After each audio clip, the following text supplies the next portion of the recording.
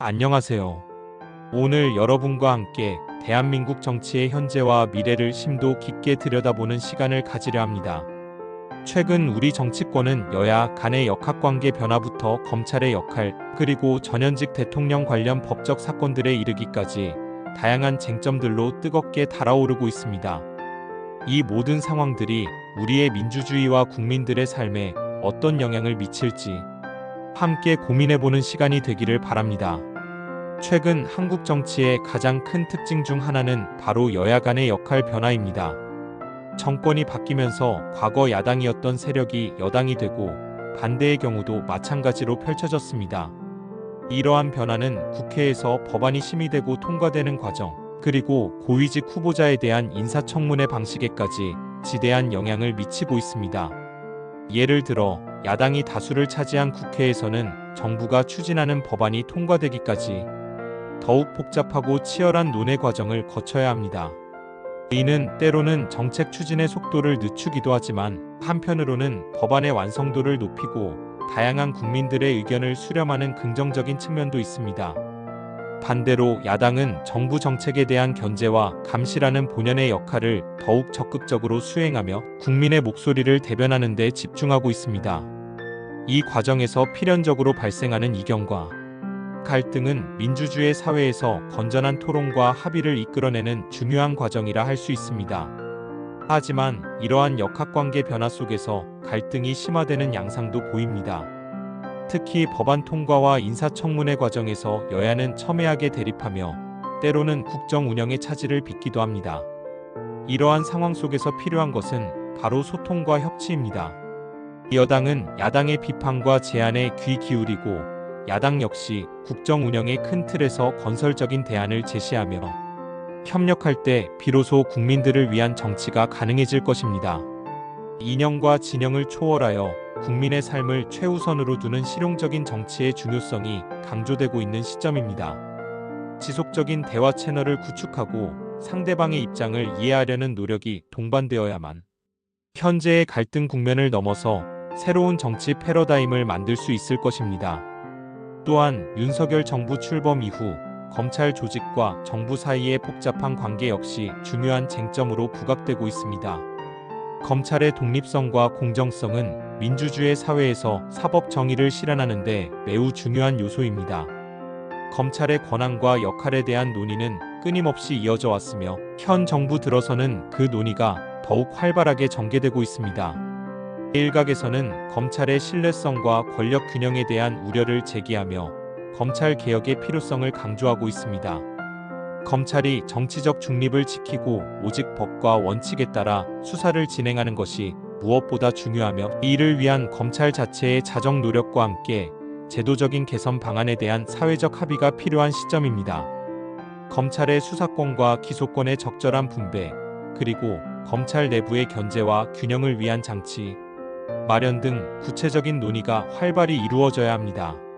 그래야만 검찰이 국민의 신뢰를 회복하고 명실상부한 사법기관으로서의 역할을 다할 수 있을 것입니다. 국민들은 검찰이 정치적 이해관계에 휩쓸리지 않고 오직 정의를 구현하는 데 집중해 주기를 바라고 있습니다. 다음으로 각 정당 내부의 경쟁 역시 한국 정치의 중요한 한 축을 형성하고 있습니다. 특히 국민의힘 내부에서는 원내대표 선거와 당권 경쟁이 치열하게 전개되고 있으며 이는 향후 당의 방향성과 리더십을 결정하는 중요한 전초전으로 평가됩니다. 이러한 당내 경쟁은 단순히 특정 인물의 권력 다툼을 넘어 각 정당이 추구하는 가치와 비전, 그리고 정책 방향을 국민들에게 제시하는 과정이기도 합니다. 경쟁을 통해 당의 역량을 강화하고 더 나은 정책 대안을 모색하며 궁극적으로는 국민들의 선택을 받기 위한 노력을 기울여야 할 것입니다. 당내 민주주의를 활성화하고 다양한 의견을 수렴하여 당의 외연을 확장하는 노력이 필요합니다. 이는 결국 정당의 경쟁력을 높이고 국민들에게 더욱 신뢰받는 정치 세력으로 거듭날 수 있는 기회가 될 것입니다. 또한 젊고 유능한 인재를 발굴하고 육성하여 다음 세대를 위한 정치, 리더십을 준비하는 것도 매우 중요한 과제입니다. 정당은 단순히 선거를 위한 조직이 아니라 국가의 미래를 설계하고 국민의 삶을 책임지는 막중한 역할을 수행해야 합니다. 또한 전현직 대통령 관련 법적 사건들은 한국 정치에 큰 파장을 불러일으키고 있습니다.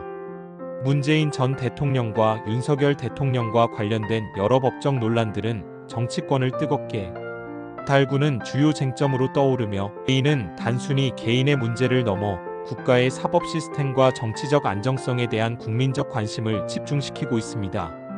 이러한 법적 다툼은 국민들의 정치적 피로도를 높일 수 있으며 국론 분열로 이어질 우려도 있습니다. 따라서 투명하고 공정한 사법 절차를 통해 진실을 규명하고, 정치권은 이를 존중하며 국민적 신뢰를 회복하는 데 집중해야 할 것입니다.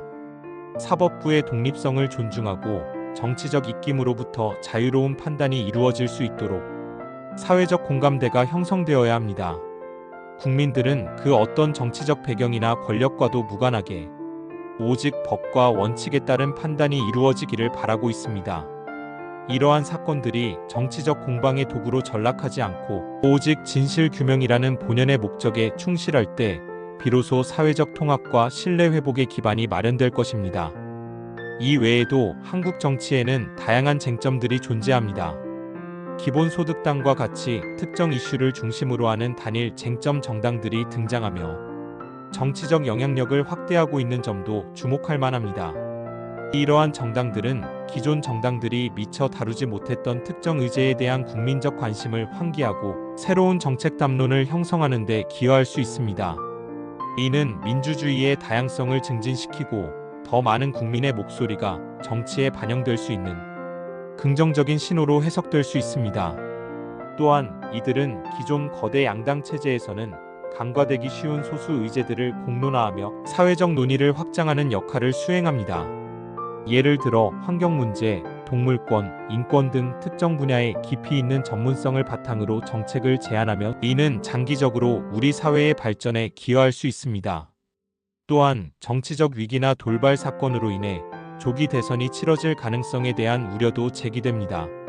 만약 조기 대선이 현실화될 경우 정책 검토 및 후보 검증이 충분히 이루어지지 못할 수 있으며, 유권자들의 관심이 특정 이슈에만 집중되는 단일 쟁점화 현상이 나타날 수도 있습니다.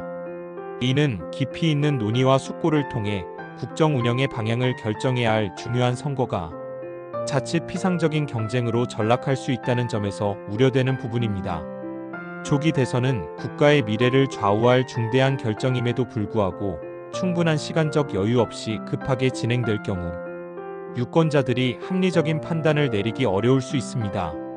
각 후보자의 비전과 정책, 그리고 리더십을 충분히 검증할 수 있는 공론의 장이 마련되지 못한다면 이는 민주주의의 본질을 훼손할 우려가 있습니다. 따라서 어떠한 상황에서도 국민의 알 권리와 충분한 정보 제공이 보장되어야 합니다. 무엇보다 한국 정치의 가장 심각한 문제 중 하나는 정치 양극화의 심화입니다. 정치적 양극화는 민주주의의 원칙에 대한 수용력을 약화시키고 사회적 합의 도출을 어렵게 만듭니다. 서로 다른 의견을 가진 집단들이 대화와 타협보다는 대립과 갈등만을 반복할 경우 국가 발전은 더뎌지고 국민들의 삶은 더욱 어려워질 수 있습니다. 따라서 이념과 진영을 넘어선 대화와 협력을 통해 사회적 합의를 이끌어내고 민주주의의 기본 원칙을 존중하는 자세가 절실히 요구됩니다. 상대방의 의견을 존중하고 건설적인 비판을 통해 더 나은 대안을 찾아가는 성숙한 정치 문화가 정착되어야 합니다. 정치 양극화는 단순히 국회 내의 문제를 넘어 사회 전반의 갈등을 심화시키고 결국 국민들의 삶에 부정적인 영향을 미치기 때문입니다. 시민사회와 언론 역시 이러한 양극화를 해소하고 건강한 토론 문화를 조성하는 데 중요한 역할을 해야 할 것입니다. 이러한 노력들이 결집될 때 비로소 우리 사회는 한 단계 더 성숙한 민주주의를 실현할 수 있습니다. 그렇다면 한국 정치의 미래는 어떻게 흘러갈까요? 앞서 언급된 여야 간 역학관계 변화, 검찰과 정부의 상호작용, 정당 내부 경쟁, 그리고 전현직 대통령 관련 법적 사건들이 앞으로의 흐름을 결정짓는 주요 변수가 될 것입니다. 현재 한국 정치의 불확실성은 더욱 증가하고 있으며 국민들의 민감한 관찰과 참여가 그 어느 때보다 중요합니다.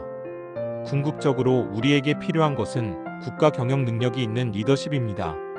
이는 단순히 경제 발전만을 의미하는 것이 아니라 국민들과의 끊임없는 소통을 통해 공감대를 형성하고 야당과의 적극적인 협치를 통해 다양한 목소리를 국정 운영에 반영하는 능력을 포함합니다. 또한 특정 연령대나 지역, 계층에만 편중된 지지에서 벗어나 중도층, 특히 서울과 2030세대의 지지를 회복하는 것이 중요합니다. 동시에 65세 이상의 비토를 줄이고 모든 세대와 계층을 아우르는 통합적인 리더십이 요구됩니다. 이러한 통합적 리더십은 사회 구성원 모두가 함께 국가의 발전을 이끌어가는 원동력이 될 것입니다. 다양한 목소리에 귀 기울이고 소외되는 계층 없이 모든 국민의 삶을 보듬는 포용적 리더십이 절실합니다. 또한 국제 정세의 급변 속에서 대한민국의 위상을 강화하고 국익을 최우선으로 하는 외교적 역량 또한 중요하게 요구됩니다. 이러한 역량들이 종합적으로 발휘될 때 비로소 국가는 안정적으로 발전하고 국민들은 더 나은 미래를 기대할 수 있을 것입니다. 한국 정치의 미래는 우리 모두의 관심과 참여에 달려 있습니다. 복잡하고 어려운 시기이지만 서로 다른 의견을 경청하고 대화하며 더 나은 대한민국을 만들어 나가기 위한 노력을 멈추지 않아야 할 것입니다. 국민 한 사람 한 사람의 작은 관심과 참여가 모여 더 큰 변화를 만들어낼 수 있다는 믿음을 가지고 우리 모두가 정치의 주체로서 역할을 다할 때 비로소 건강하고 성숙한 민주주의 사회를 구현할 수 있을 것입니다. 오늘 이렇게 대한민국 정치의 주요 쟁점들을 살펴보는 시간을 가졌습니다. 시청해 주셔서 감사합니다. 지금까지 국민정치 브리프였습니다. 좋아요, 구독, 알림 설정 부탁드립니다. 감사합니다.